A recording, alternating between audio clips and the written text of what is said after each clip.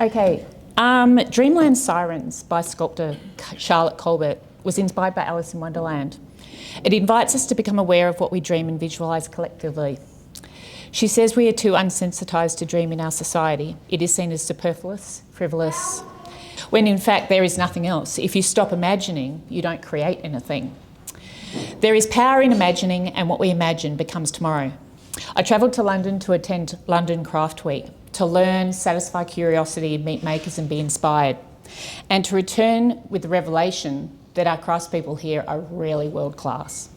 Here I reveal my highlights. Japan House took you on a tour of the design process and building of traditional Japanese tea houses, the pattern making, the joinery, the tools, the construction in each process. Here, latticed shoji screens are being made, intricately by hand, as they have always been, this craft passed down from master to apprentice. The V&A Museum is filled with 2.8 million objects, so many of them made by human hands. Korean artist Dahe was demonstrating weaving techniques, on the left, in horsehair inspired by traditional men's headwear from the Joseon dynasty. Oliver, who is on the right, trained in Switzerland in marionette making, and his trade is now on the red list of critically endangered trades in the UK. Liberty of London is as iconic and relevant as it was when it started 150 years ago.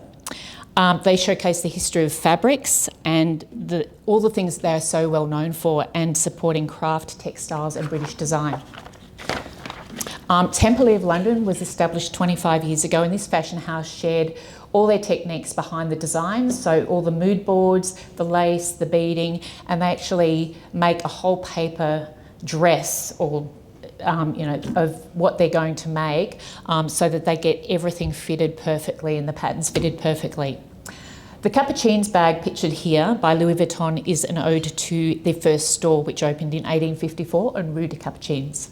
There are more than 250 steps to make this bag, and less than a handful of master artisans crafting each one by hand. They make their own bag, start to finish. They even leave their little initials on it. And this is Celine, who travelled over from Paris to join London Craft Week in the Louis Vuitton Sloane Street store, and she sat with me and I literally could watch her for hours. So she's been making the iconic Capucines bag. She only works in exotics. She's working in some powder pink lizard skin there, and she also works in crocodile, snake and ostrich. This is Rachel. She's from New Zealand. She studied design in Wellington and wouldn't believe that she is now the artist in residence in Harrods, and when you buy a Louis Vuitton hard case, you actually have it personalised to your requirements for free of charge. So she will paint your initials on it, stripes on it, or as she's doing here, a phoenix and an eagle. From luxury handbags to luxury cars, we stopped in at Bentley, and this is Ali and Paul. Both been with the company for decades. Ali's been making steering wheels, and Paul works on customised interiors and veneer panels, with intricately hand-cut designs across the whole sort of back of or front of the car. And this is Ali hand stitching a steering wheel. There's 11 pieces of leather that goes into each steering wheel, and these little things, the coloured things, are called the 6 o'clock, and they sit at the very bottom, and they can be upholstered in suede, tweed, leather. It's completely up to the client's imagination of how they're made. This is the team at Rolls-Royce. So I've only got a little photo of these guys, and these guys are all in their 20s and 30s. Their work on interiors, embroidery, leatherwork, wood veneer and paintwork, and pinstriping the vehicles. The team was trained through Rolls-Royce in coach building, woodwork, leather upholstery and paintwork, and they were each taught by masters of their trade so that the building of these iconic vehicles can stay in Britain. This is Christopher Cox. Now, he and his wife Nicola were one of the most impressive duos that I've ever met. They're the masters behind this imaginative business that creates the most fantastical lighting and chandeliers. We got a full tour of their factory in London.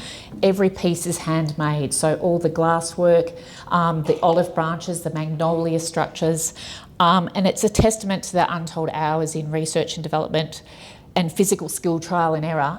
They take on so many apprentices, and they've been acknowledged at the highest level for their contribution of British design and British craft. And it was just incredible to see something of that scale still happening so close to London. I also went to the London City and Guilds. I've known about this place for decades. It's been sharing knowledge since 1854 in art, conservation, wood sculpture, stonework, painting and gilding. And it was great to visit an institution that's been actively teaching for the last 170 years. This is Irina Bradley. She's an iconographer. For colour, she grinds all of her own pigments from stone to powder, because that's the way historical illumination is done. Her decorative works are then hand carved and gilded with 24 karat gold leaf. And the one here has actually been commissioned by King Charles. Hand and Lock. So I did a private tour of Hand and Lock, and I wear my little B here. Established in 1767. This house of embroidery, braids and embellishment is a British institution.